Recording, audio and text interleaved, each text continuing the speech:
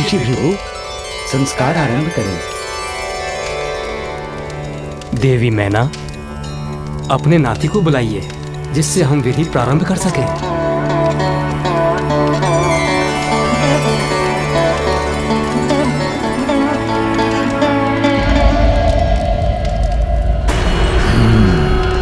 तो अब वो दुष्ट मेरे समक्ष तो आएगा। ये इतना समय क्यों लग रहा है इस विधि में?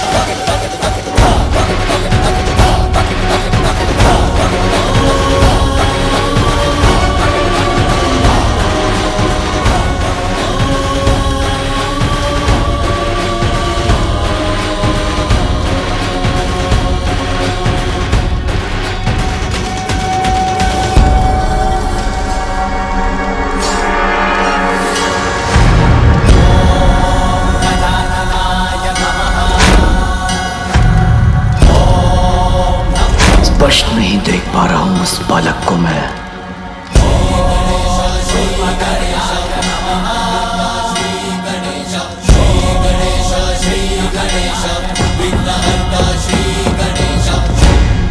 एक बार मेरी दृष्टि तो पड़े इस बालक पर, ये दिखाई तो दे मुझे।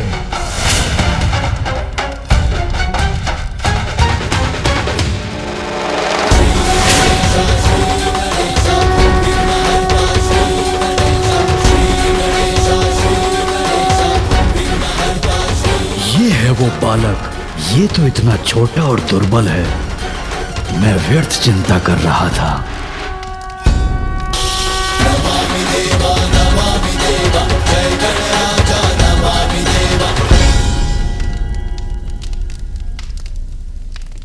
सभी देवता है यहाँ, आप सभी को मेरा प्रणाम। कल्याण हो। प्रणाम मामा जी विष्णुदेव, मामी जी देवी लक्ष्मी, कल्याण हो पुत्र। फूफा जी ब्रह्मदेव, बुआ जी देवी सरस्वती, आपको भी प्रणाम। आप सभी अतिथिगण यहाँ मुझे आशीर्वाद देने आए, ये मेरा परम सौभाग्य है। देवराज इंद्र भी है, आपको भी मेरा प्रणाम। जैसे पुष्प की सुंदरता कोई हर नहीं सकता, वैसे ही कांटों को कोई सुंदरता कैसे दे सकता है? व्यर्थ ही हो रहा है ये आयोजन। बालक और उनके माता पिता अपना स्थान ग्रहण करेंगे। सर्वप्रथम छठी का संस्कार होगा। बालक की बुआ उसे काजल लगाएगी।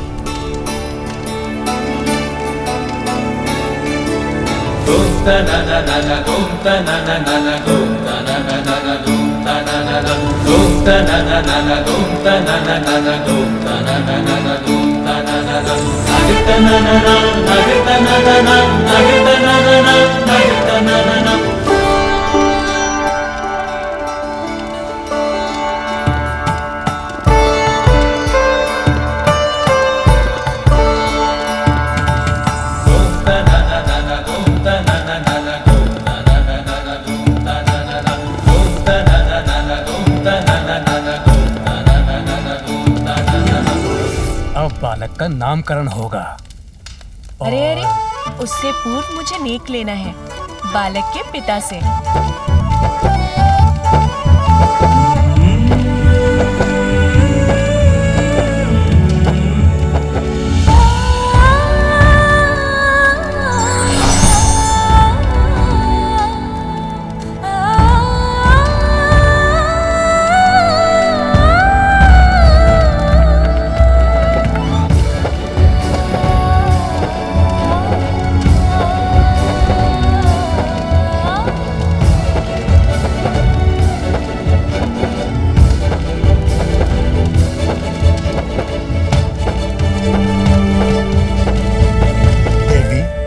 क्या अब हम नामकरण की विधि प्रारंभ कर सकते हैं?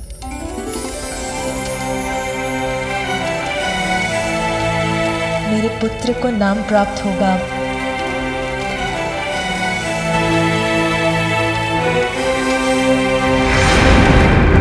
ओम अग्नये स्वाहा, ओम अग्नये स्वाहा, ओम अग्नये स्वाहा, ओम प्रजापतये स्वाहा, ओम प्रजापतये स्वाहा, ओम प्रजापतये स्वाहा, ओम भूरग्नये स्वाहा, ओम भूरग्नये स्वाहा, ओम भूरग्नये स्वाहा। बालक की कुंडली प्रस्तुत की जाए। कुंडली?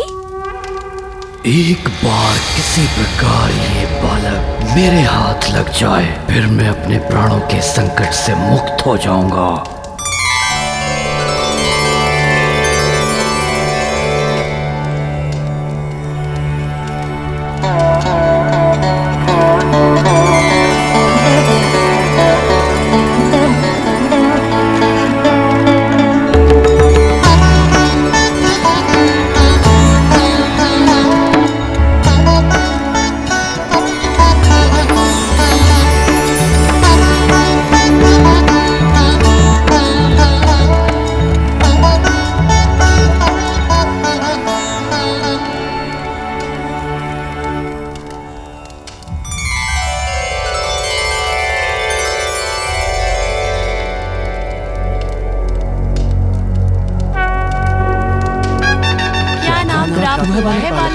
क्या नाम दिया गया उसे? अभी पता चल जाएगा पार्वती नंदन का क्या नाम है। हमें बालक के नाम का प्रथम अक्षर प्राप्त हुआ है। अब ब्रह्मदेव वो अक्षर देवी सरस्वती को बताएंगे।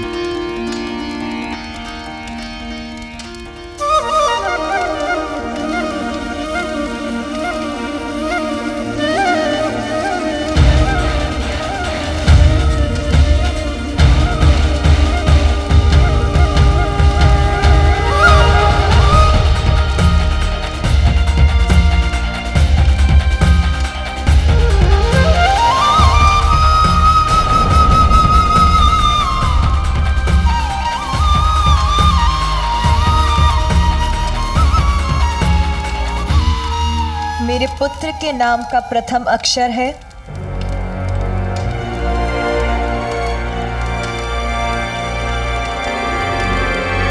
ग। ग ग ग अक्षर है ग। ग निकला है। ग से नाम प्रारंभ होगा।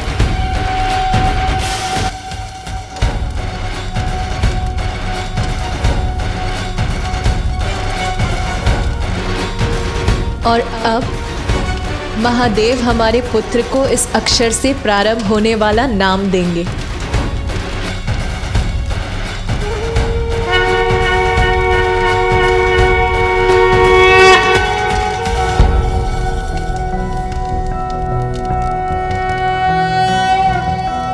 कोसिकत मोसिकस्यासि को नामासि यस्य ते नामा मन्महीयं त्वा सोमेनाति त्रिपाम् भूर्भुवस्वः सुप्रजा प्रजाभिः स्यातं सुवीरो वीरः सुपोषपोषः ॐ कोसिकद्मोऽस्येषोऽस्यमृतोऽसि आहस्पत्यं मासं प्रविश गजानन।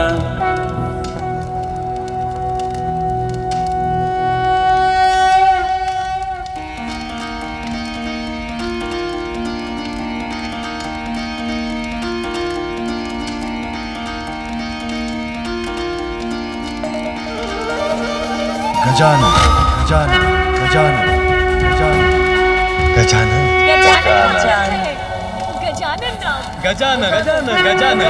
गजानन गजानन गजानन गजानन गजानन गजानन गजानन गजानन गजानन गजानन गजानन गजानन, तुम गजानन हो पुत्र। गजानन?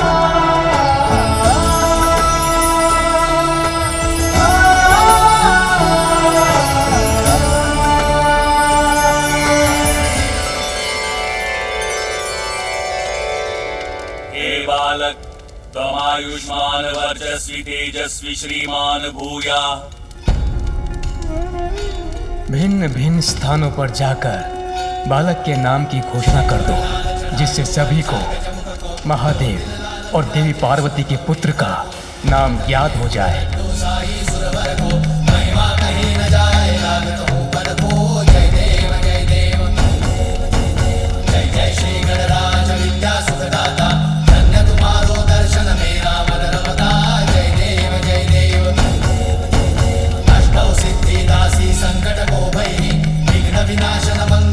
आप सबको मेरा प्रणाम।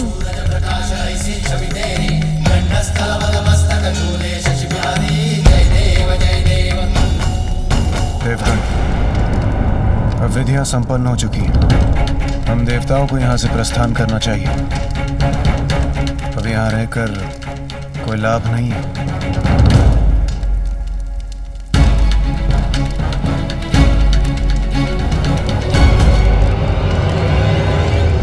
इस बालक का तो मैं अभी यही अंत कर सकता हूँ। बस एक बार ये मुझे अकेला तो मिल जाए। इस प्रसन्नता की घड़ी में आप सभी हमारे साथ यहाँ उपस्थित हुए, धन्यवाद स्वरूप मैं स्वयं आप सभी का मुख लड्डू से मीठा करवाऊंगी। अर्थात और विलंब होगा हमारे प्रस्थान में।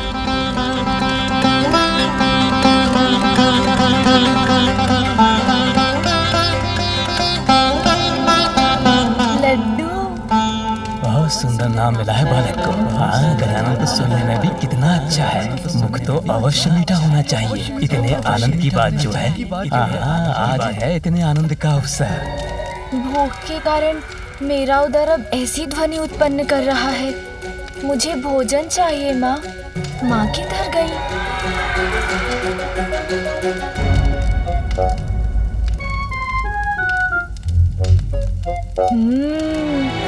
इतने सारे स्वादिष्ट फल, इन्हें ही खा लेता हूँ।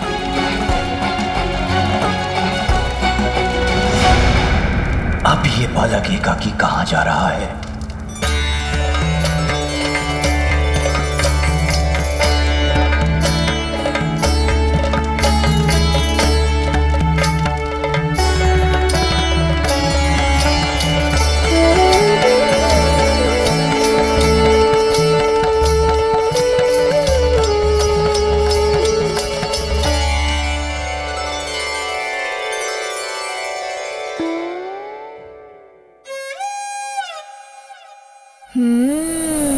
अब मैं इन्हें खाऊंगा।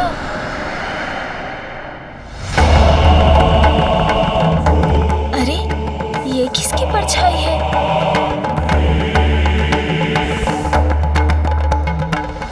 देवी पार्वती, हर्षोल्लास के इस वातावरण में आप हमें मत भूल जाइएगा। गजानन को नाम मिलने की प्रसन्नता में हमारा मुख भी मीठा करवाइए। मैं आपसे शीघ्रता से जाना चाहता हूँ। ये देवी सची को समझ में नहीं आ रहा है क्या?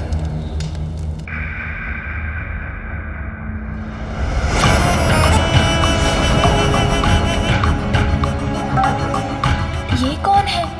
मुखमंडल सौम्य है, किंतु नेत्र ऐसे है जैसे ज्वाला धधक रही हो उनमें। जो भी है विचित्र हैं। विचित्र गजमुख बालक है ये, इसीलिए दुर्बल ही होगा। महादेव और देवी पार्वती का दूसरा पुत्र तुम्हारा काल बनकर प्रकट होगा। आप तुच्छ बालक से भयभीत होकर कांपने लगकर। उचित कहती थी बुढ़िया सिंह का, व्यर्थ ही चिंतित था मैं इसे लेकर। पल भर में मिटा दूंगा मैं इसे।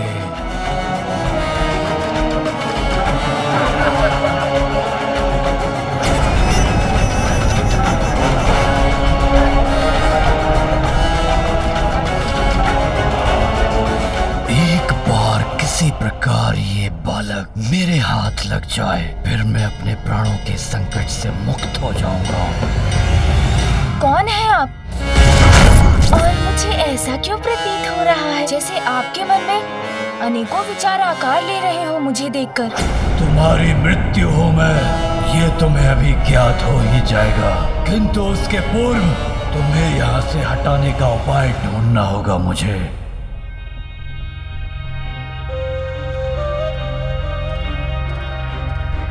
कौन हो सकते हैं ये? मिल गया मुझे उपाय इस बालक के ध्यान को भटकाने का। ओह, तो आपकी भी दृष्टि इन्हीं फलों पर है। देखिए ना कितने फल है यहाँ, किंतु चुनाव करना कितना कठिन हो रहा है। मेरे मन में बस यही विचार आपस में संघर्ष कर रहे हैं कि मैं लाल फल चुनूं या हरा। अब क्या करना है, उसका निर्णय तो लेना ही होगा ना। पर मैं निर्णय ले चुका हूँ मूर्ख बालक, किंतु तुम्हें कुछ भी चुनने की छूट नहीं दूंगा मैं। मेरे आदेश का पालन करोगे और हरा फल उठाओगे। हरा फल।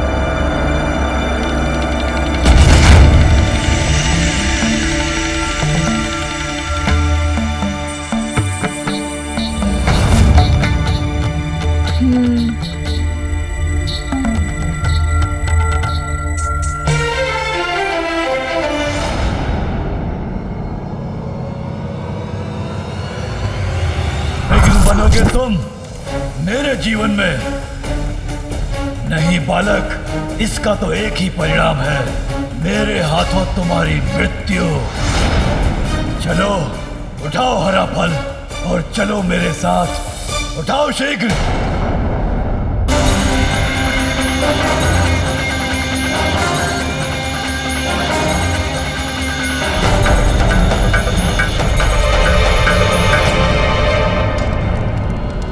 देवी पार्वती, किसका स्वर था ये? किसने पुकारा मुझे? देवी वजनी, शनिदेव।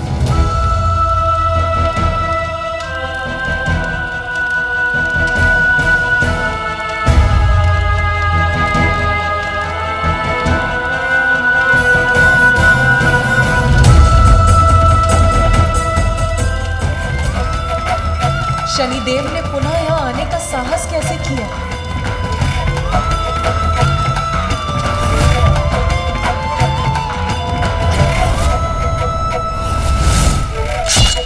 ठहर जाइए, किसी को भी भीतर जाने की अनुमति नहीं है।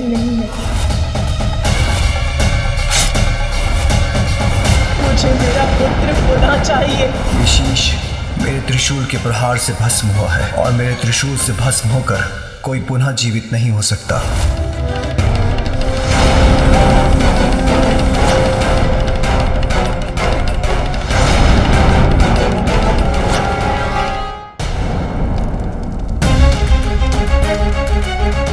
संकोच का कोई स्थान नहीं है। अब तुम्हें वही फल उठाना होगा जिसका चयन मैं कर चुका हूँ। उठाओ हरा फल, उठाओ बालक।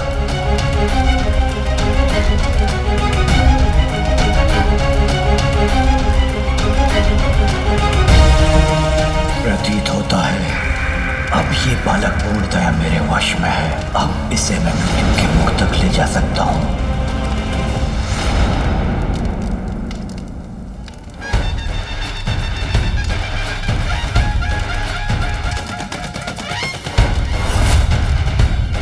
किंतु आपने तो मुझे बताया ही नहीं कि आप कौन हैं। ये तो मुझसे प्रश्न पूछ रहा है, अर्थात इसका मन मेरे नियंत्रण में नहीं।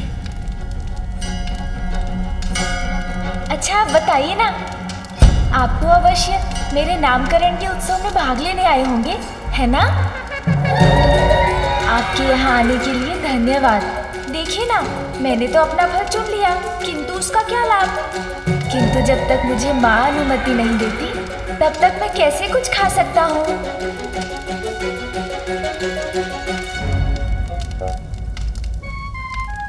इसे दुर्बल मानकर इसकी शक्ति को कम आंकने की भूल तो नहीं कर बैठा मैं। इस पर तो मेरी सम्मोहक शक्ति का कोई प्रभाव नहीं हो रहा है।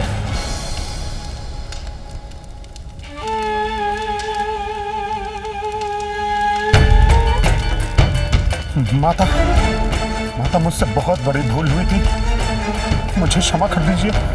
बड़ी कठिनाई से मैं यहाँ आपके समक्ष आकर क्षमा मांगने का साहस जुटा पाया हूँ माते। मुझे क्षमा कर दीजिए। आपने तो मुझे उसी रात्रि दंडित कर दिया था माते, जिसके कारण आज तक मेरा पाप पीड़ा से ग्रस्त रहता है।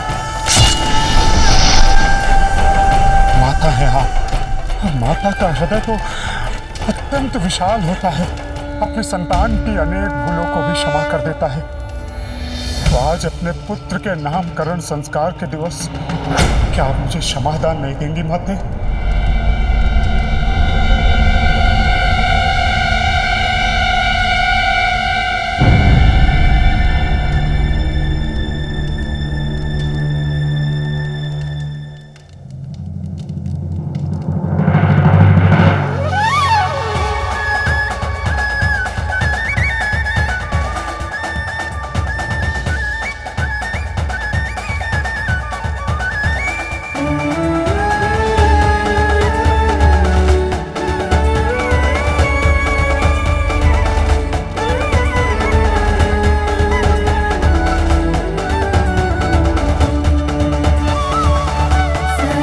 आज के शुभ अवसर पर मैं किसी को निराश कैसे कर सकती हूँ?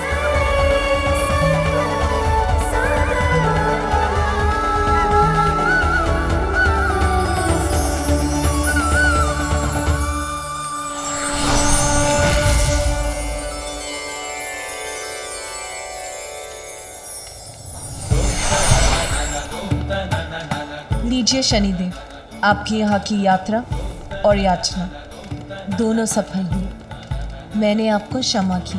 मेरा पांव पुनः कुशल हो गया। अब कोई पीड़ा नहीं है मुझे। मुझे क्षमा करने के लिए आपका कोटि कोटि धन्यवाद माता। मैंने आपको इतना कष्ट पहुंचाया कि तुम मेरी एक गुहार पर आपने मुझे क्षमादान दे दिया, मेरे सभी कष्टों को दूर कर दिया। इससे बड़ी उदारता और क्या होगी माता। देवी पार्वती, आपको कोटि कोटि धन्यवाद। आज के शुभ दिवस पर उपहार तो मुझे देना चाहिए था, किंतु हम पर उपकार आपने किया। मेरे स्वामी को क्षमादान का उपहार दिया आपने, जो मेरे और स्वामी के लिए वरदान के समान है। मैं तो बस गजानन को यही आशीष देना चाहती हूँ कि सभी अनिष्ट उससे सदा दूर रहे। कोई भी संकट उसके समीप आने से पूर्व ही नष्ट हो जाए, यही मेरी मंगल कामना है गजानन की। किंतु कहाँ है मेरा पुत्र गजानन? अतिथि सत्कार में इतनी व्यस्त हो गई कि बहुत समय से उसे देखा ही नहीं। देवी पार्वती, कोई और भी है जो आपसे भयभीत? कौन कौन भयभीत है मुझसे भ्राता श्रीहरि? वहां देखिए।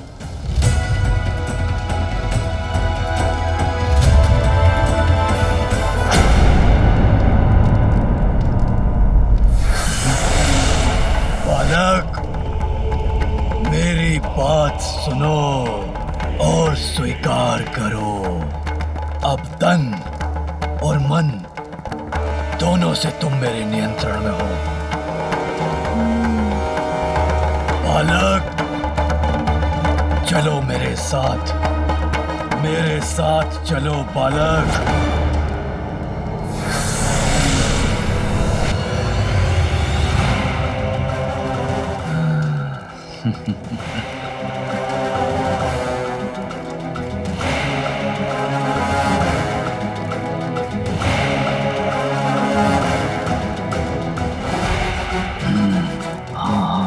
उचित है।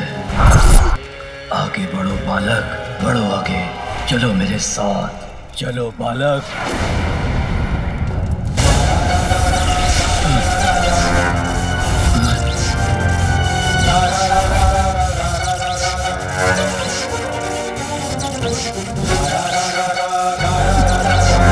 अरे ये कौन सी शक्ति ने मुझे जड़ कर दिया है? तनिक भी नहीं हिल पा रहा हूं मैं, और शक्ति लगाकर देखता हूं। कौन है भयभीत मुझसे भ्राता श्रीहरि?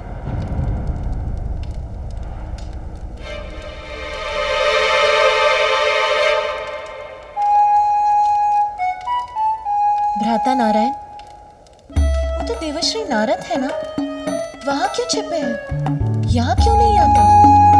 उन्हें मुझसे क्या भय? क्यों ना इस प्रश्न का उत्तर उन्हीं से पूछ ले। देवर्षि नारद, यहाँ आइए।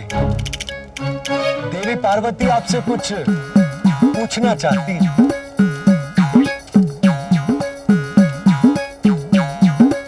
प्रभु नारायण, कहाँ फंसा दिया आपने मुझे?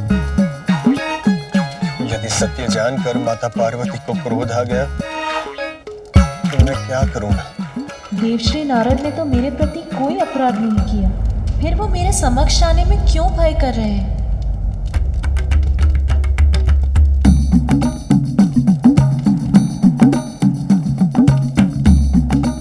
देवर्षि, आपके मन में जो भी विचार, निसंकोच होकर देवी पार्वती से कहिए। आप क्यों? नारायण नारायण। देवर्षि, भय का त्याग कीजिए और अपने मन के विचार देवी पार्वती से कह दीजिए।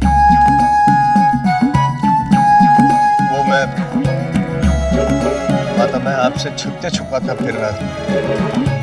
आपके समक्ष आने का साहस नहीं जुटा पा रहा था माता, क्योंकि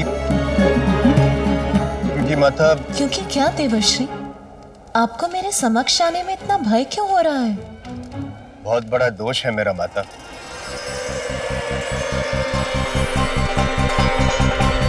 अधिक समय तक देखने का कौन दे रहा है सुझाव? क्षण भर के लिए देख लीजिए, यही है नारद का भाव। क्षणिक देख के घुमा लीजिएगा अपनी दृष्टि, इसमें कहाँ घूमने वाली है सृष्टि। मैंने ही शनिदेव को अपने शब्दों के जाल में उलझा कर किया भ्रमित, तो कैलाश आकर आपके पुत्र का मुख देखने के लिए किया प्रेरित।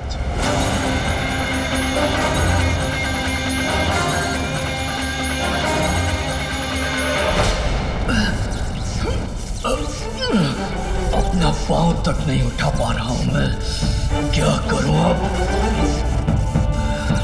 हाँ, उचित है, उचित है, उचित है। ये तो स्वर मेरा था, किंतु मैंने तो कुछ कहा भी नहीं।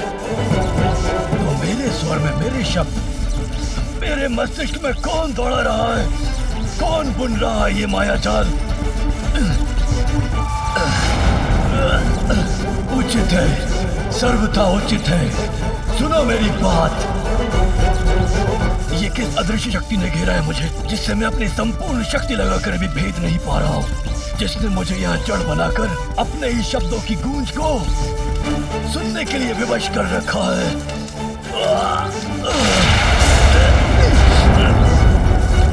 उचित है, सर्वथा उचित है। सुनो मेरी बात। तुम गजमुख बालक, ये क्या कर रहे हो मेरे साथ? हाँ, उचित है, सर्वथा उचित है। मैं क्या कर रहा हूँ? मुझे तो लगा कि आप कहीं जा रहे हैं। ये कोलाहल, ये शोर, ये स्वर तुम्हें सुनाई नहीं दे रहा बालक? बंद करवाओ इसे। बंद करवा दो? ये सब हमारे अतिथि हैं और अतिथि तो देवता समान होते हैं, और जब देवता ही अतिथि है उनका तो और भी आदर करना चाहिए ना। तो मैं उन्हें वार्तालाप करने से और हंसने से कैसे रोक सकता हूँ? किंतु मैं इस उत्सव के स्वरों को शांत नहीं करा सकता। उचित है, सर्वथा उचित है। मुझे इस बात का ज्ञात है कि मैंने भूल की है बहुत, किंतु मैं आपसे विनती करता हूँ माता, कृपया मुझे दंडित ना करें। हाथ जोड़ के मैं क्षमा मांगता हूँ। जिसे आप एक भूल कह रहे हैं, उसने शूल बनकर भेद दिया था मेरे हृदय को। ऐसा आघात दिया था जिसकी पीड़ा मैं भूल नहीं सकी। पिता और पुत्र के मध्य भीषण युद्ध करवाने का कार्य किया था आपकी इस भूल ने। मुझे ज्ञात है माता, मेरे कारण कितना अनित हुआ है। इसीलिए मैं क्षमा प्रार्थी हूँ। किंतु मैंने जो भी किया माता, उसमें मेरा हेतु केवल जगत कल्याण था। जगत कल्याण में तो हमारा भी कल्याण निहित। उत्तर दीजिए मुझे, आपके इस कृत्य से जो कष्ट हमें पहुंचा, उसके लिए कौन उत्तरदायी है? मैं, किंतु मैं वो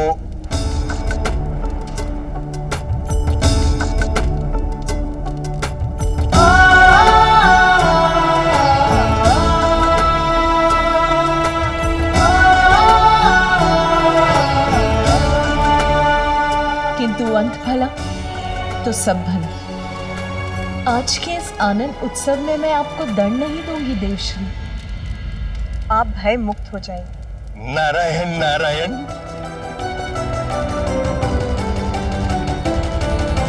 किंतु प्रत्येक क्रिया की प्रतिक्रिया अवश्य होती है, ये मत भूलिए देवश्री।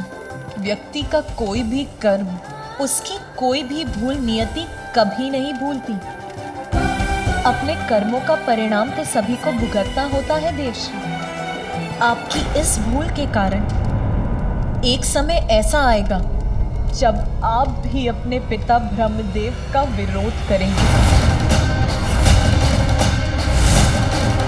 और अपने पिता के विरोध जाना आपके लिए शुभ नहीं होगा देवश्री। मैं आपको दंडित नहीं करूंगी, किंतु नियति न्याय अवश्य करती है और ये नियति का न्याय होगा। हे माता, कृपया बताएं मुझे कि क्या होगा, कैसे होगा। यदि आप मुझे इस बात का संकेत दे देती तो मैं सावधान हो जाता माता। नियति का न्याय निर्धारित होता है, इतना तो जानते हैं ना आप देवश्री। जो भी होगा भयंकर होगा, किंतु वो आपके समक्ष समय आने पर ही आए।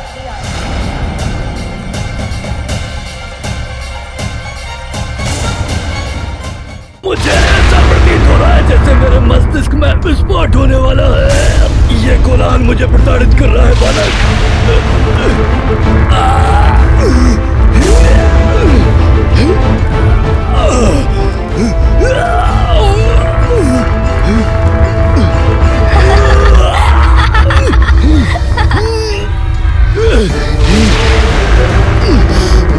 अवश्य दिव्य है ये बालक और अनेक दिव्य शक्तियों का स्वामी है, किंतु इसे इसका भान भी नहीं।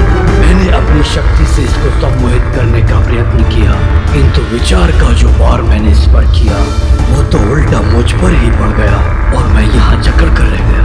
इससे सावधान रहने की आवश्यकता है सिंधुरा।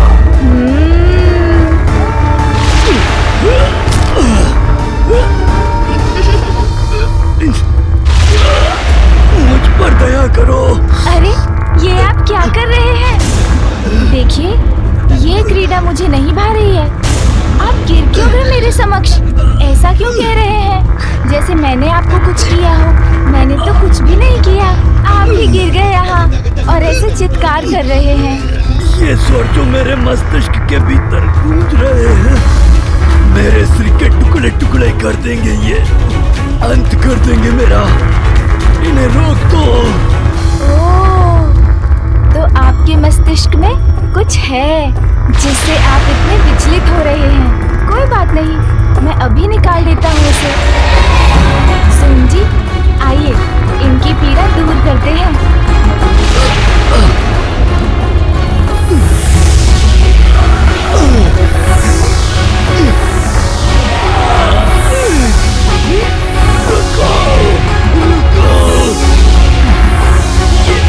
ये क्या हो रहा है मेरे साथ? मैं वाष्प बनकर वायु में विलीन क्यों हो रहा हूँ?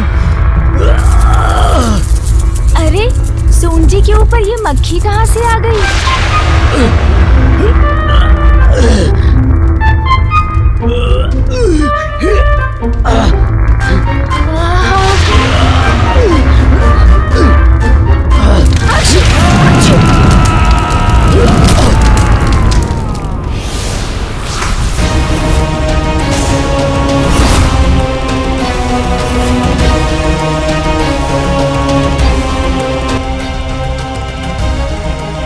क्या हुआ?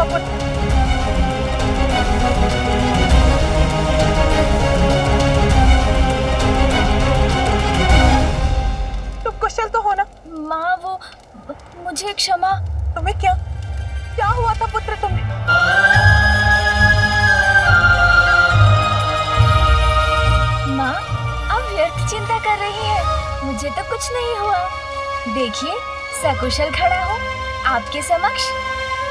बस एक छींक आ गई थी मुझे, और हाँ, एक कोई थे यहाँ, वो मुझे घूर घूर कर देखते रहे। फिर उनके सर में पीड़ा उठ गई। मैंने उनकी सहायता करने का प्रयत्न किया, किंतु छींक आ गई। फिर तो उनका रूप ही परिवर्तित हो गया माँ। ऐसा प्रतीत हुआ उन्हें देखकर जैसे वो कोई भयंकर असुर हो।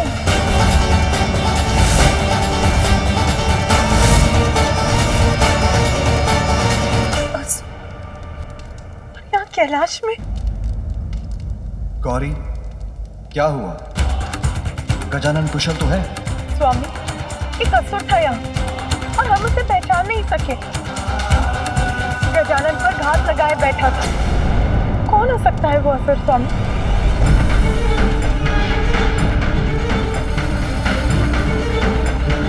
असुर और यहाँ कैलाश में? असंभव। ये मात्र इस बालक की कल्पना से अधिक और कुछ भी नहीं है।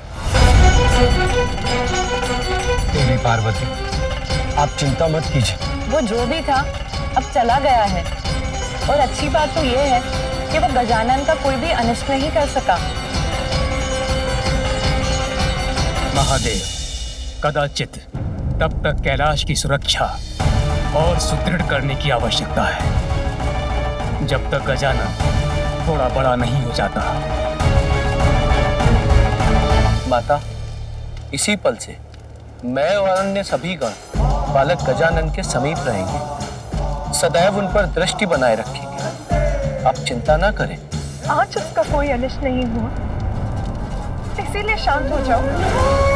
यही सुझाव है ना आपका भ्राता श्री हरि नारायण, देवी लक्ष्मी। किंतु कैसे? सभी संकटों से संतान की रक्षा करना तो एक माँ का कर्तव्य होता है। संकट मुख खोले खड़ा, तो मैं उससे मुख कैसे मोड़ लूं? मेरे पुत्र का कोई अहित हो, उसकी प्रतीक्षा नहीं करूंगी मैं, क्योंकि सब कुछ करने का भी क्या लाभ होगा। शांत नहीं रहूंगी मैं। ब्रह्मदेव, देवाधिदेव महादेव का निवास कैलाश है। संपूर्ण ब्रह्मांड में सर्वाधिक सुरक्षित। यहाँ सुरक्षा में कोई कमी नहीं। कमी है तो कहीं ना कहीं प्रारब्ध में, जिसके कारण जन्म से ही मेरे पुत्र के जीवन पर कोई ना कोई संकट छाता रहा। सुनिए सब, जब तक मैं अपने पुत्र गजानन की सुरक्षा के प्रति निश्चिंत नहीं हो जाती, मैं अपनी चिंता नहीं त्यागती।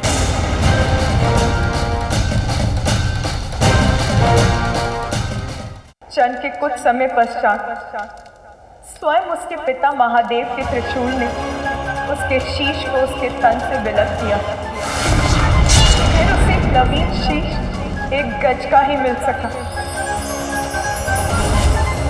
और आज यहाँ आप सभी की उपस्थिति में एक असुर ने यहाँ आकर मेरे पुत्र पर घात लगाने का साहस किया, तो फिर भविष्य में कौन सा अज्ञात संकट किस रूप में उस पे टूटेगा, ये किसे ज्ञात है?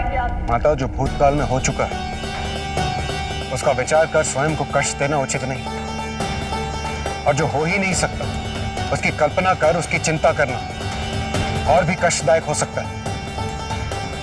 माता, इस सुर सभा में किसी असुर का प्रवेश करना असंभव है, और हमारे पास यहाँ किसी असुर के होने का प्रमाण भी नहीं।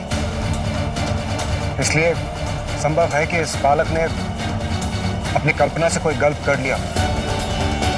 देवी पार्वती, आप गजानन की मां हैं। आपका उनके लिए चिंतित होना स्वाभाविक है, किंतु आप हम पर विश्वास कीजिए। हम सभी गजानन की सुरक्षा का ध्यान रखेंगे। उनके साथ कुछ भी अनिष्ट नहीं होगा। भूतकाल में काल के प्रकोप को भूलने की बात कर रहे हैं देवराज। प्रमाण चाहिए आपको। देखिए गजानन का गठन और स्मरण कीजिए, ये मुख उसे किस लिए देना पड़ा। ठहर जाइए, किसी को भी भीतर जाने की अनुमति नहीं है।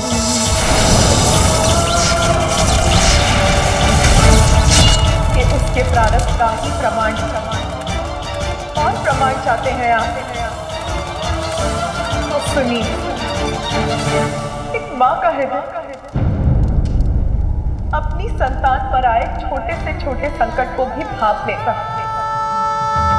मेरी आशंका निराधार नहीं, मैं उसकी सुरक्षा के प्रति अस्वस्थ नहीं हूँ ब्रह्मदेव। हमें उसकी सुरक्षा के प्रति कुछ और करना ही होगा। देवी पार्वती, तो फिर आप क्या चाहती हैं? ये स्पष्ट कीजिए। मैं चाहती हूँ कि आप श्री हरि नारायण और महादेव मेरे पुत्र का प्रारब्ध परिवर्तित कर दें, उसे देवत्र प्रदान करें।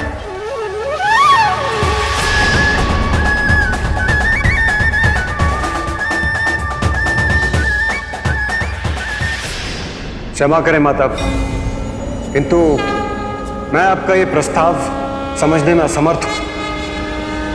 क्या केवल भोलेनाथ और आपके पुत्र होने मात्र गजानन को हम देवता के पद पर स्थापित कर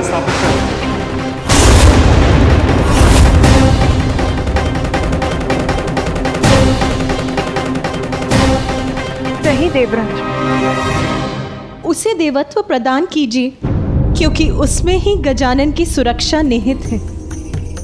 यदि देवता बनकर यज्ञ के हावेश का भाग उसे भी प्राप्त होगा तो उसे बल मिलेगा, सभी संकटों का सामना करने में सक्षम होगा, सुरक्षित रहेगा, कोई अनिष्ट उसके निकट भी फड़क नहीं सकेगा। हाँ, ये उचित है। गजानन को देवत्व प्रदान करके हम उनकी सुरक्षा को सुनिश्चित कर सकते हैं।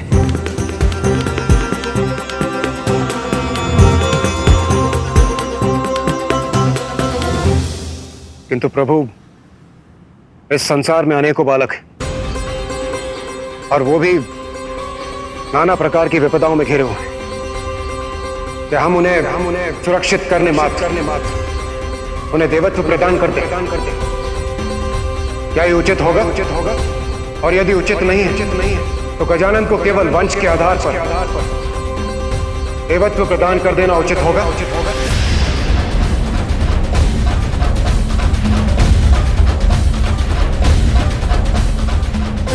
मात्र माता पार्वती और भोलेनाथ का पुत्र होने कारण हम उन्हें वो पद प्रदान करते जिस पद की योग्यता प्रमाणित करने के लिए उन्होंने अब तक कुछ भी नहीं किया,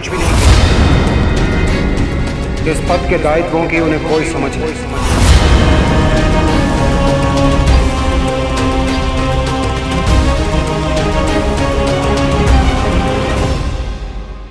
देवराज इंद्र, आप जो भी कहना चाहते हैं स्पष्ट करिए, बताइए हमें आपका क्या प्रस्ताव है।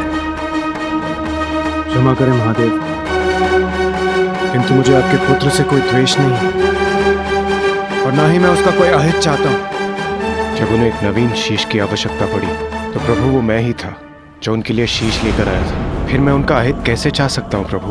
इसलिए आप जो भी निर्णय लेंगे वो मुझे स्वीकार होगा। किंतु प्रभु, मेरा एक प्रश्न है, यदि आप अनुमति दे तो मैं पूछने का साहस करूं। प्रभु, क्या देवत्व किसी को भी इतनी सरलता से मिलना चाहिए?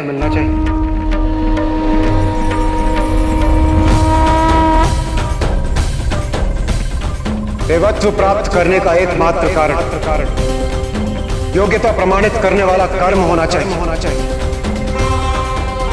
जन्म नहीं।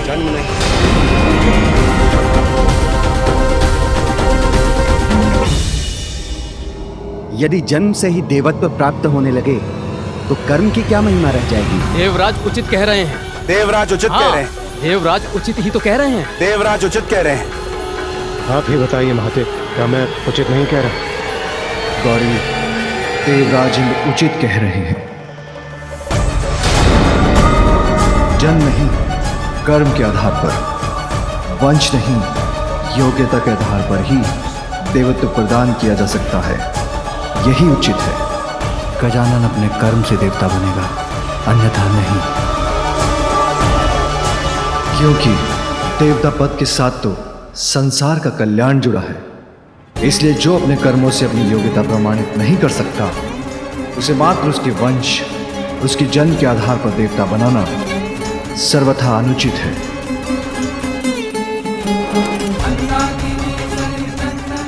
पार्वती माँ है, उनकी ममता अपने स्थान पर उचित है, क्योंकि माँ अपनी संतान के लिए कुछ भी कर सकती है। किंतु हम देवता हैं और पार्वती और मैं तो त्रिदेवों में सम्मिलित हैं। इसलिए हमारा दायित्व तो अन्य सभी देवताओं से बढ़कर है। दायित्व कर्तव्य के आगे निजी संबंध और निस्वार्थ का कोई मूल्य नहीं होता। इसलिए समय के साथ साथ मेरा पुत्र गजानन अपनी योग्यता प्रमाणित करेगा, तभी उसे देवत्व प्रदान किया जाएगा, अन्यथा नहीं।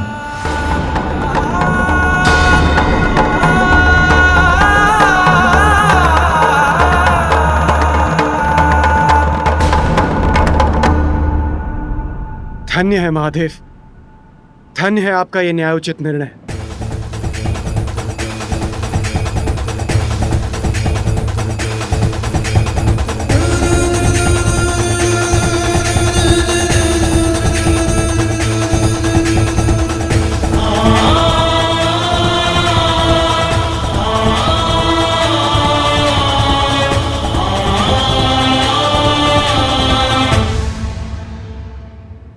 माँ, मुझे भूख लगी है।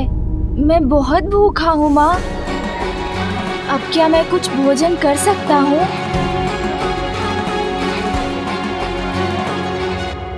इसे देवत्व प्रदान करने पर इतना गहन परामर्श हो रहा है, उसे बस अपनी भूख की चिंता है। माँ, मुझे भोजन करने की अनुमति दीजिए ना, अब मुझसे भूख सहन नहीं हो रही। हाँ पुत्र, मैं तुम्हें अवश्य भोजन कराऊंगी। माँ के पल्लू से चिपका ये बालक देवता बनने योग्य तो कदापि नहीं। भोले के नंदन भी भोले भाले, राग द्वेष व्यर्थ ना मन में पाले।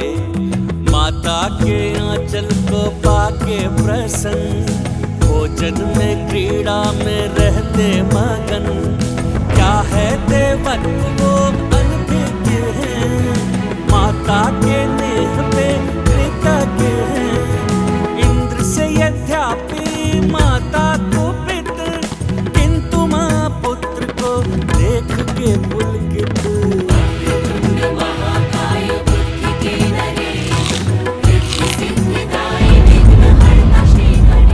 आनंद, अति आनंद माँ।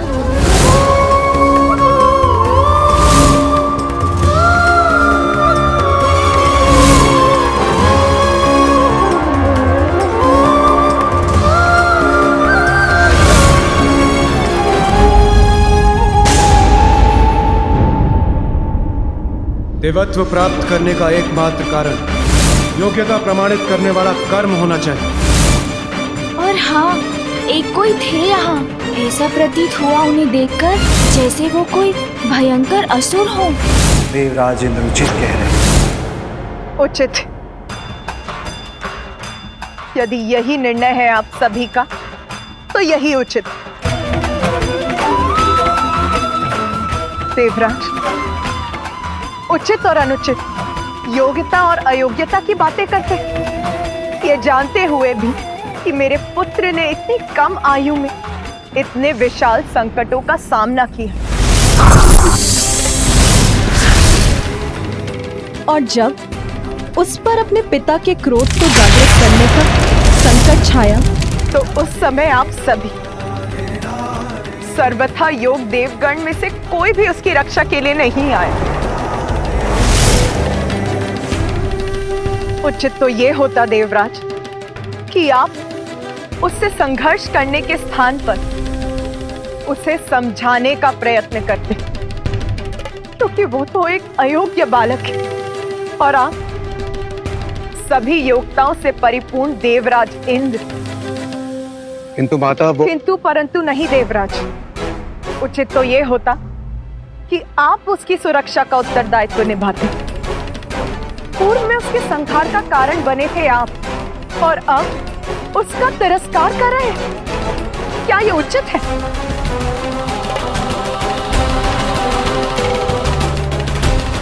किंतु अब तो मेरे लिए आपसे कोई भी अपेक्षा करना ही अनुचित है। मैं हूं उसकी मां, जन्म दिया है मैंने उसे, सर्वथा समर्थ हूं मैं, तो उसकी रक्षा करने का दायित्व भी मैं ही निभाऊंगी।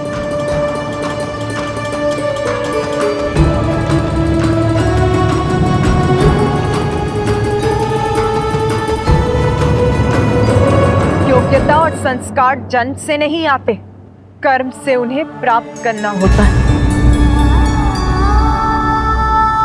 उचित कह रही हूं ना मैं देवराज इंद्र? देवता है ना आप, और आप सभी भी। बहुत गर्व है ना आप सभी को देवता होने पर।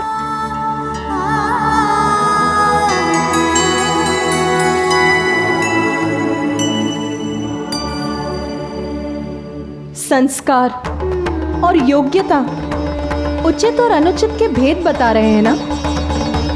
तो ये भी बताइए मुझे कि बिना अवसर प्रदान किए एक छोटे से बालक का तिरस्कार कहाँ का संस्कार है इंद्रदेव? पार्वती के मन में उमड़ी ममता। और रही बात योग्यता की, तो वो सभी में होती है, बस उसे निखारने के लिए उचित मार्गदर्शन और निरंतर परिश्रम की ही तो आवश्यकता है। के मन में उमड़ी ममता। अब मैं आपसे एक प्रश्न पूछती हूँ देवराजेंद्र, जब आपको आवश्यकता थी तो आपने मेरे पुत्र कार्तिकेय को सहस्त्र स्वीकार किया, अद्भुत बालक पुत्र कार्तिकेय की स्वीकार ही नहीं किया, उसे देवताओं के सेना का सेनापति भी नियुक्त कर दिया। तब आप संकट में थे ना देवराज, स्वर्ग संकट में था। स्वार्थ था आपका, विपत्ति में उचित और अनुचित का भेद भूल गए हैं आप। और आज जब आवश्यकता नहीं है तो मेरे दूसरे पुत्र गजानन का तिरस्कार कर रहे हैं आप। परंतु माता, मेरा वो अर्थ अनर्थ आपका स्वार्थ नहीं निर्धारित करता इंद्रदेव। आपका अभिमान मेरे पुत्र के अपमान का कारण नहीं बन सकता।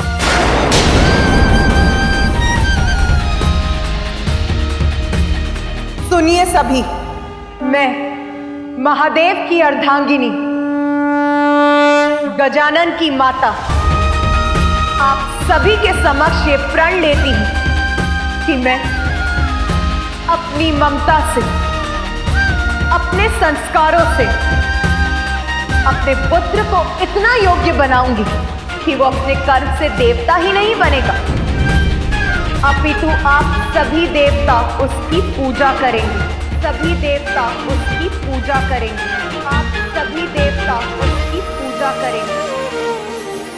और ये योग्यता वो प्राप्त करेगा अपने जन्म से नहीं, अपने कर्म से। मेरा पुत्र गजानन प्रथम पूज्य बनेगा, प्रथम पूज्य बनेगा, प्रथम पूज्य बनेगा, प्रथम पूज्य बनेगा।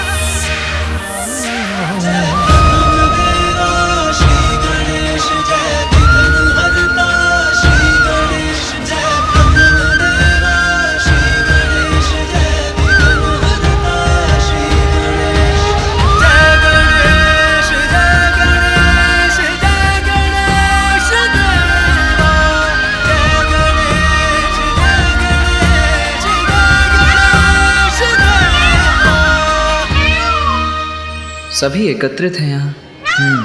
उत्सव है, तो फिर माता का व्याकुल स्वर मेरे कानों को क्यों भेद गया? महादेव प्रणाम। अब हमें जाने की अनुमति दीजिए।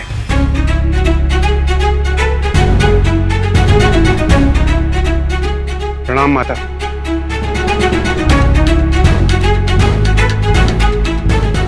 गजमुख गजानन, महादेव और माता पार्वती के पुत्र होता हूँ, और ये तुम्हारा सौभाग्य है। उसी में संतुष्ट रहो। देवत्व प्राप्त करने के योग्य नहीं होता।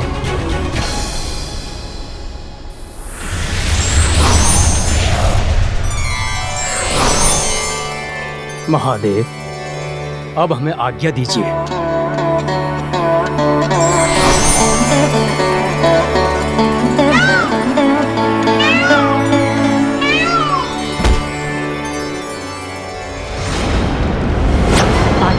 स्वामिनी सिंहिका। कितना आनंद आएगा मुझे जब ये गूंज पाताल को ही नहीं अपितु समस्त संसार को ध्वनित कर देगी। आहा, मेरा राजमुकुट है ये, और ये सिंहासन भी पाताल की सर्वे सर्वा असुरों की रानी हूं मैं।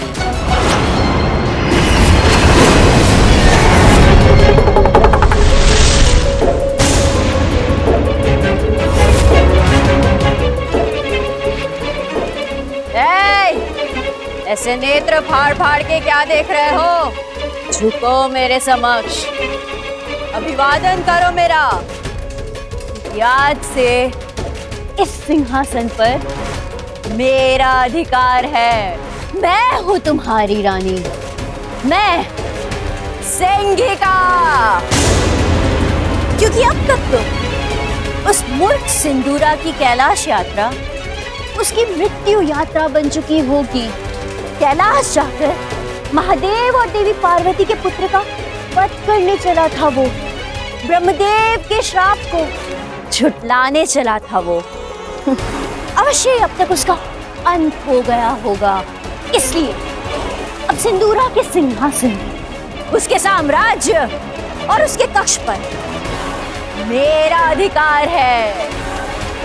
तो जाओ, जिन ऋषि मुनियों को तुम पकड़ कर लाए हो उन्हें मेरे समक्ष मेरा भोजन बना के प्रस्तुत करो।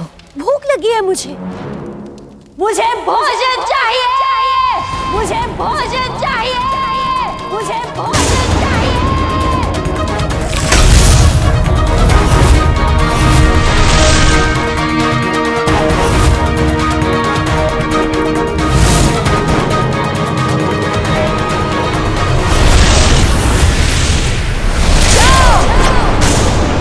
मेरे आदेश का पालन करो, अन्यथा इस बार तुम्हारा शीश तुम्हारे घर से विलग हो जाएगा।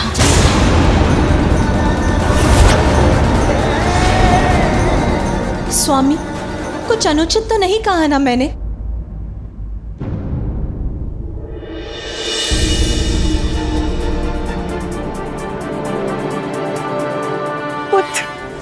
माता का हृदय तो सब कुछ जान लेता है। मेरे बिना कुछ कहे ही माता को आभास हो गया कि मैं यहाँ हूँ।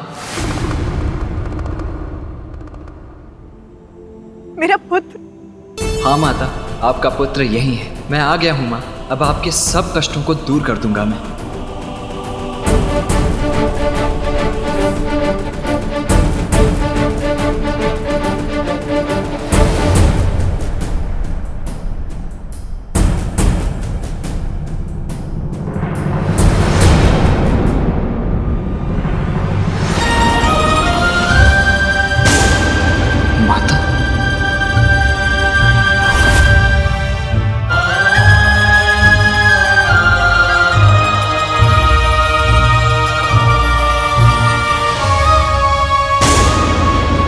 माता मुझसे मिलने मुझे आशीष देने नहीं आ रही थी।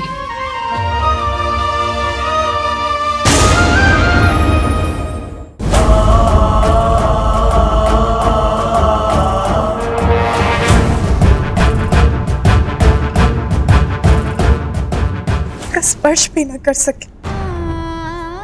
उसके कोमल प्राण सभी विपदाओं से सुरक्षित रहे,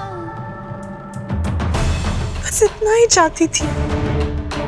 माता ने मुझे देखकर भी मुझे अनदेखा कर दिया। कौन है ये जिसे माँ अपना पुत्र बुला रही है?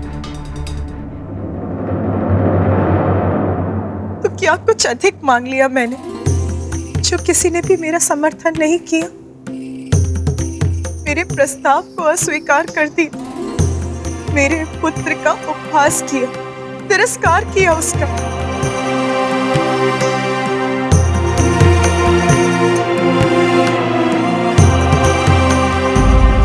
यदि मेरा बड़ा पुत्र कार्तिकेय यहाँ होता तो वो मेरी पीड़ा अवश्य समझता, साथ देता अपनी माँ का।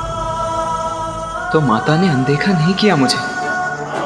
सत्य तो ये है कि उन्होंने मुझे देखा ही नहीं।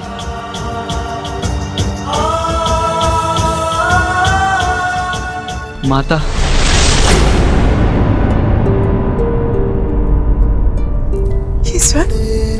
स्वर तुम, मेरा पुत्र, कहाँ हो तुम पुत्र? यही हूँ माँ।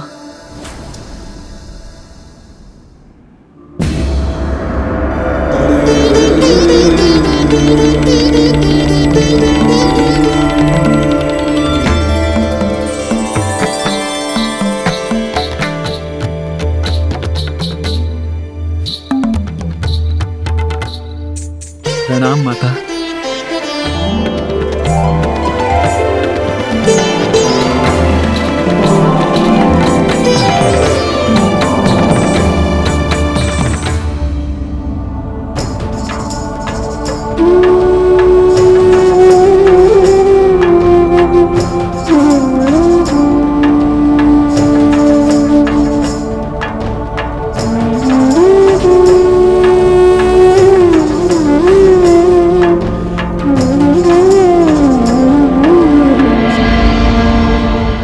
प्रणाम पिताश्री।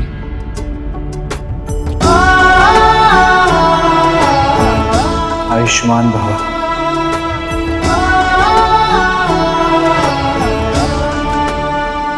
पुत्र तुम आ गए पुत्र। माँ का पुत्र तो मैं हूँ, फिर ये कौन है? तुम उचित समय पर आए। तुम्हारे अनुज का उपहास किया देवराज इंद्र ने। उन्होंने सबके समक्ष कहा कि वो देवत्व योग्य नहीं। मैं तो मात्र इतना चाहती थी उसकी सुरक्षा बनी रहे, किंतु मेरा साथ नहीं दिया किसी। मेरा प्रस्ताव ठुकरा दिया। माता के नेत्रों से अश्रुओं की धारा बही जा रही है।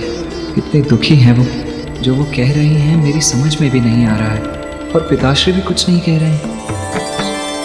यदि आप मेरा समर्थन करते स्वामी, तो देवराज इंद्र इतना कुछ कहने का कभी दुस्साहस नहीं करते। गजानन को लेकर तुम्हारी चिंता मैं समझ सकता हूं। उसी का समर्थन किया मैंने। गजानन को उसके जन्म के कारण देवत्व नहीं प्रदान किया जा सकता। उसे देवता पद इसलिए नहीं दिया जा सकता क्योंकि वो हमारा पुत्र है। उमा, योग्यता तो दीपक के ज्योति के समान अपने प्रकाश से गहन अंधकार को भी भेद देती है। अपना मार्ग स्वयं प्रतिष्ठित करती है। अपने कर्म और योग्यता से ही गजानन को संसार में अपना स्थान बनाना होगा। यही उचित है। उचित है सोम, सर्वथा उचित है। मुझे भी गजानन के लिए देवताओं से भिक्षा नहीं चाहिए। गजानन? हाँ पुत्र, मैंने देवताओं की चुनौती स्वीकार कर ली। तुम्हारा अनुज गजानन अपनी योग्यता, अपने कर्म के आधार पर ही देवत्व प्राप्त करेगा, जन्म के आधार पर नहीं। मैं बनाऊंगी उसे देव। मेरा अनुज गजानन? देखो तो, मैं तो तुम दोनों की भेंट करवाना ही भूल गई।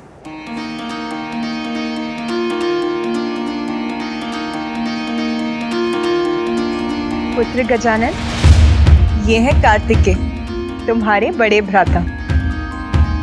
और पुत्र कार्तिकेय, ये है तुम्हारे अनुज गजानन।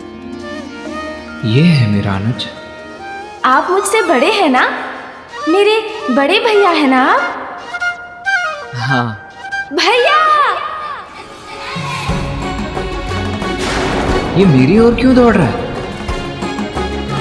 भैया, मैं आपका छोटा भाई हूँ।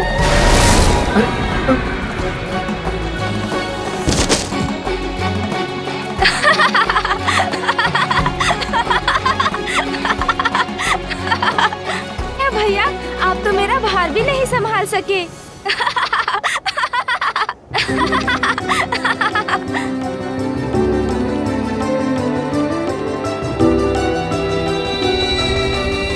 अच्छा, कोई बात नहीं भैया, गोदी में नहीं उठा सके, किंतु पृष्ठ पर तो उठा सकेंगे ना? अरे ये क्या कर रहे हो? पुत्र गजानन, जब हम स्वयं अपने पांवों पर चल सकते हैं, उन पर अपना भार उठा सकते हैं, तो अग्रज द्वारा उठाए जाने की क्या आवश्यकता है? हाँ पुत्र, तुमने तो मिलते ही अपने अग्रज पर अपना भार डाल दिया। सर्वप्रथम अभिवादन तो करो, प्रणाम करो उन्हें। प्रणाम बड़े भैया।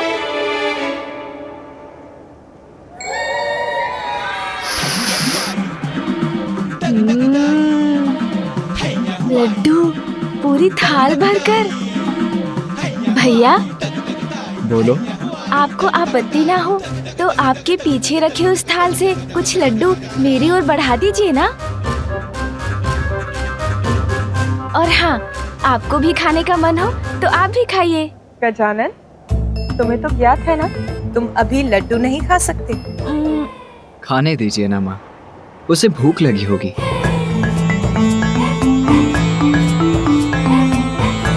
क्या हुआ माता, ऐसे क्यों देख रही हैं आप? माता, आप मुझे ऐसे क्यों देख रही हैं? क्या हुआ? कुछ नहीं पुत्र, ऐसा कुछ नहीं हुआ। माता का ध्यान तो गजानन पर ही केंद्रित है। मेरे प्रश्न का उत्तर नहीं दिया उन्होंने, और इसने वही प्रश्न पूछा तो उन्होंने उसका उत्तर दे दिया।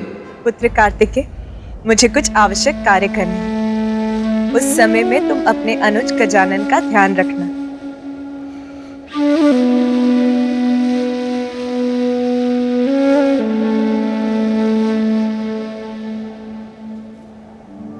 प्रतीत होता है माता को तो मेरी तनिक भी चिंता नहीं। मैं इतने समय पश्चात लौट कर आया हूँ, किंतु न उन्होंने मुझे अपने पास बिठाया, न ही मुझसे कुछ बातें की।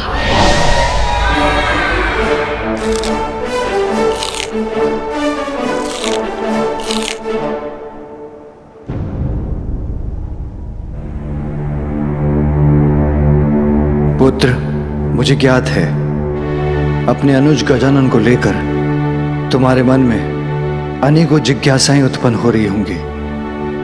हाँ पिताश्री, मेरे जन्म और मेरे द्वारा ताड़कासुर के वध के पश्चात मेरे दक्षिण जाने के समय आपने माता को एक और संतान देने का वचन दिया था, किंतु ये गजमुख गजानन मेरा अनुज कैसे हो सकता है? तुम्हारे अनुज के जन्म और गजमुख प्राप्त करने के पीछे भी एक कथा है।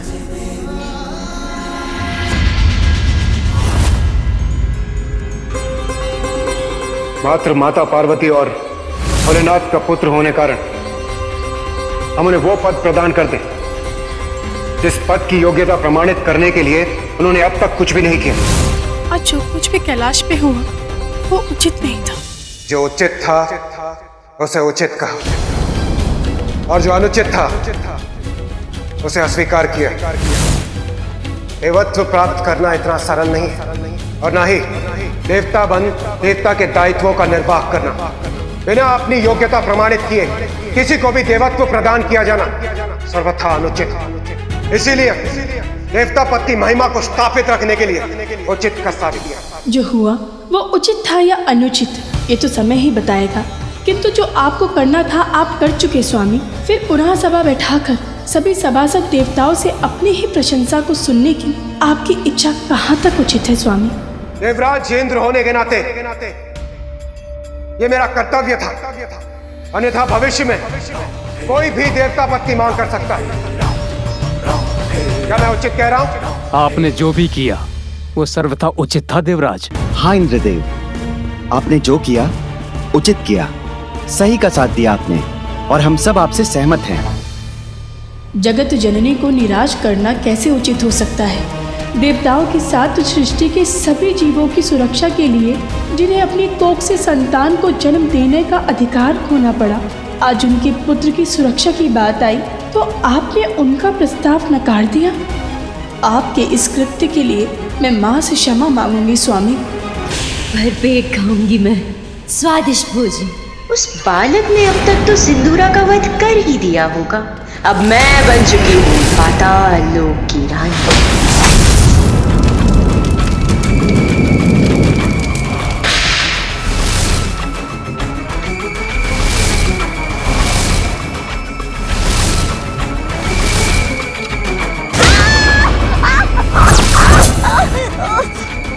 सिंदूरा, बढ़िया।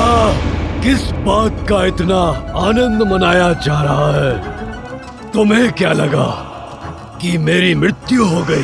नहीं नहीं असुर सम्राट, आप तो महान है, सर्वशक्तिमान है। आपकी मृत्यु उस तुच्छ बालक के हाथों, इसकी तो मैं कल्पना भी नहीं कर सकती। मुझे तो लगा कि आप उस बालक का वध करके आते ही होंगे। इसी विचार से मैंने आपके लिए स्वादिष्ट भोजन का प्रबंध किया। तो इसीलिए तुम मेरे सिंहासन पे बैठी थी। अब शब्द नहीं है तुम्हारे पास। बहुत बन चुकी तुम अपने जान, अब नहीं।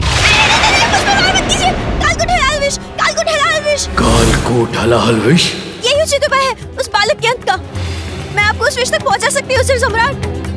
मुझ पर वार मत करना।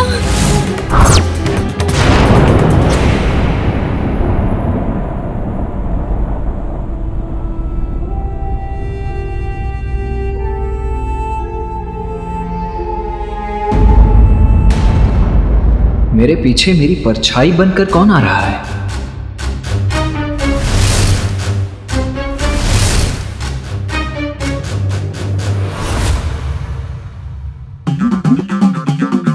यहां तो कोई नहीं है।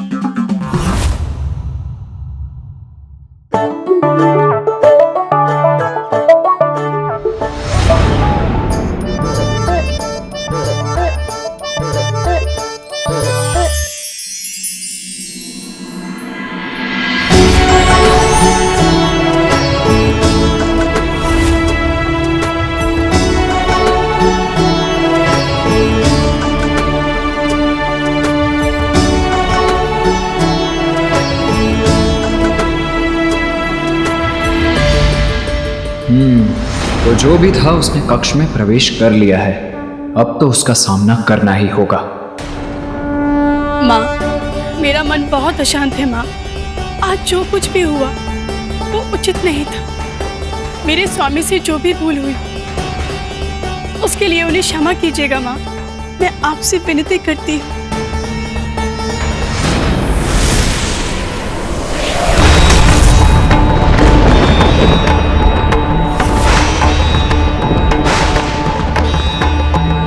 कैसा अनिष्टकारी संकेत दिया है माता ने।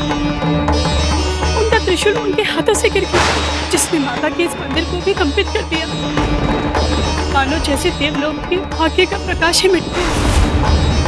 दया कीजिए माँ अपनी संतानों पर, दया कीजिए।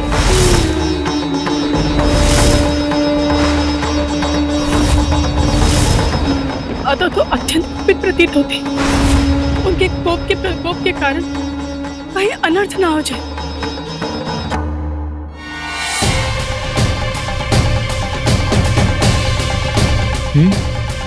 कोई नहीं, किंतु फिर मुझे ऐसा स्पष्ट आभास क्यों हुआ जैसे कोई मेरे पीछे। भैया,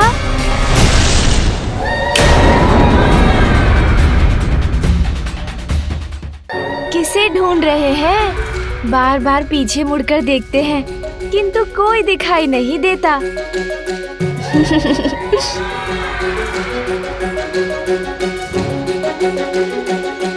मैं तो यहाँ हूँ आपके समक्ष। फिर बताइए ना, आप किसे ढूंढ रहे हैं?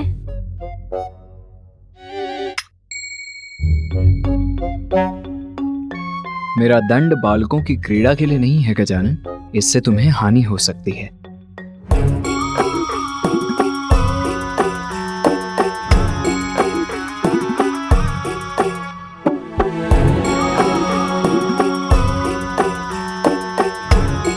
क्या हुआ?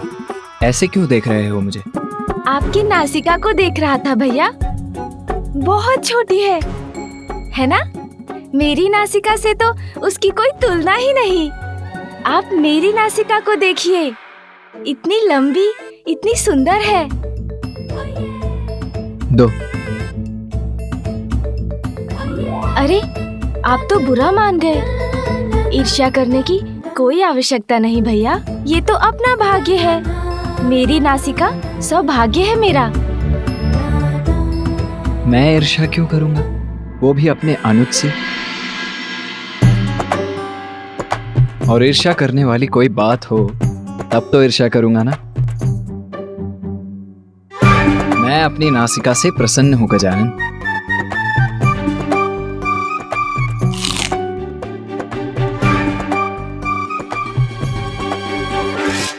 अब आपको कहना ही होगा ना कि आप प्रसन्न हैं।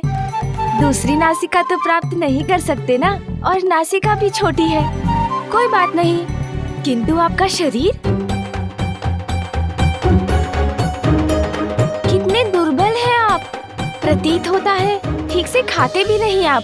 वो किस कारण? आपका मुख भी छोटा है क्या, इसलिए? योद्धा हूँ मैं, और योद्धाओं का शरीर ऐसा ही होता है गजानन। अब क्या हुआ?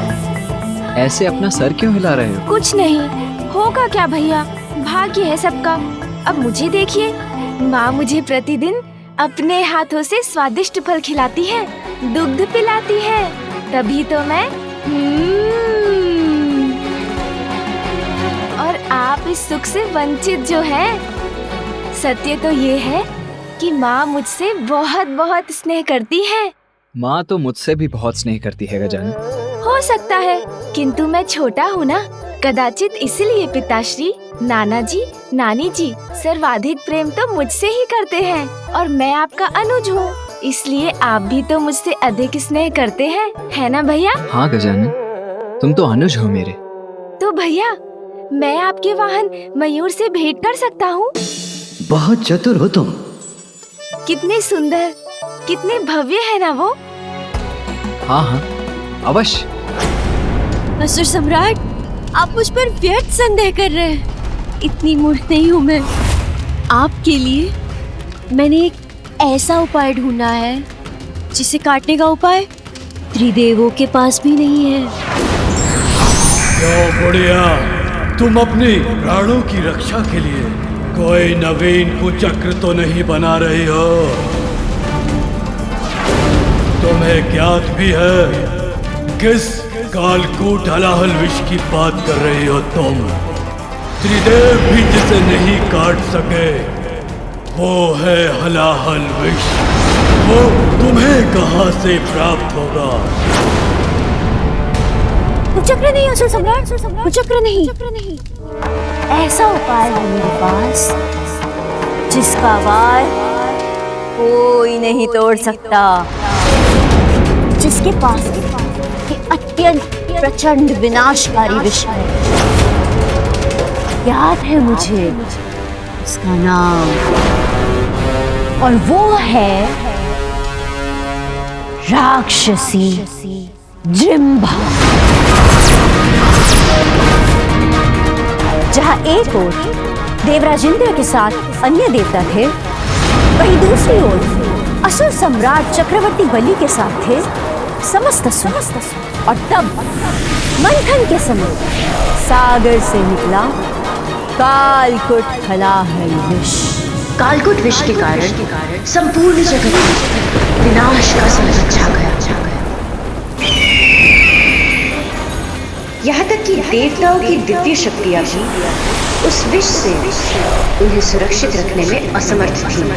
देवता और असुर दोनों ही ये समझ गए थे कि यदि अब उनकी कोई रक्षा कर सकता है तो केवल महादेव ही कर सकते हैं। महादेव तो देवता और असुरों की सहायता के लिए प्रस्तुत हुए, किंतु देवी पार्वती को इससे आपत्ति थी। स्वामी पार्वती, मुझे जाना ही होगा, अन्यथा ये हलाहल विष विनाश का सागर बन संपूर्ण सृष्टि को लील जाएगा। नहीं स्वामी, मैं आपको कहीं नहीं जाने दूंगी। सृष्टि की रक्षा के लिए स्वयं को संकट में डालना ये मुझे स्वीकार नहीं। जब तुम मेरा कवच बनकर मुझे सुरक्षित कर रही हो तो भला मुझ पर क्या संकट आ सकता है? मेरे प्रति अपार प्रेम के कारण तुम ये भूल रही हो कि मेरा अनिष्ट असंभव है। तुम्हारा प्रेम ही मेरी सुरक्षा है उमा। सुहागन धर्म की मर्यादा के अनुरूप तुम्हारा आचरण मेरा जीवन कवच है।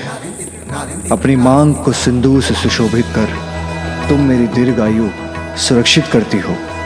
सुहागन का गौरव अर्थात नख छिद्र में बाली धारण करती हो गौरी। मंगलसूत्र और उसके काले मोती अनिष्ट से मेरी रक्षा करते हैं। लाल वस्त्र धारण कर मेरी समृद्धि का कारण बनती हो। पाँव की पायल मुझे सकारात्मक ऊर्जा से परिपूर्ण करती है। बिछियाँ धारण कर वंश वृद्धि में मेरी सहभागिनी बनी हो, जिसकी पत्नी इतनी सुमंगली हो, उसका कोई अमंगल कैसे संभव है? जब तुम्हारी अनंत शक्ति मेरे साथ है तो मुझे तुच्छ हालाहाल से कोई हानि कैसे पहुंच सकती है? पार्वती, किसी भी अनर्थ का संदेह अपने हृदय से निकाल दो प्रिय।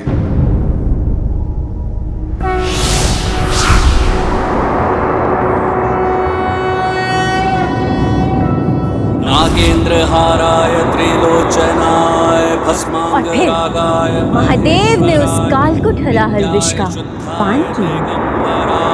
तस्मै नकाराय नमः शिवाय। मंदाकिनी सलिल चंदन चर्चिताय नंदीश्वर प्रमथनाथ महेश्वराय। मंदार पुष्प बहु पुष्प सुपूजिताय तस्मै मकाराय नमः शिवाय।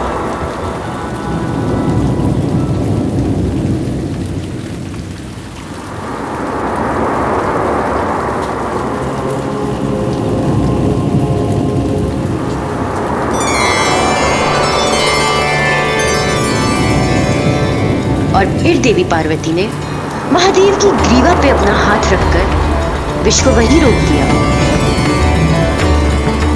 स्वामी, संपूर्ण सृष्टि तो आपके भीतर ही समाई हुई है, इसीलिए इस विष को अपने शरीर में और आगे मत जाने दीजिए, अन्यथा संपूर्ण सृष्टि नष्ट हो जाएगी।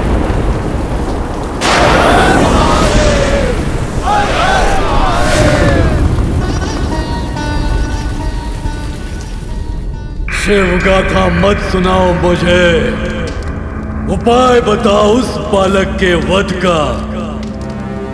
हलाहल एक ऐसा विष है जिसे स्वयं महादेव भी अपने शरीर के भीतर नहीं ले सकते। सागर में शेष कालकुट हलाहल विष की एक बूंद सागर की गहराई में निवास कर रही एक राक्षसी के पास आ गया, और वही कालकुट हलाहल विष उसकी सबसे बड़ी शक्ति बन गई, और वो राक्षसी है जृंभा।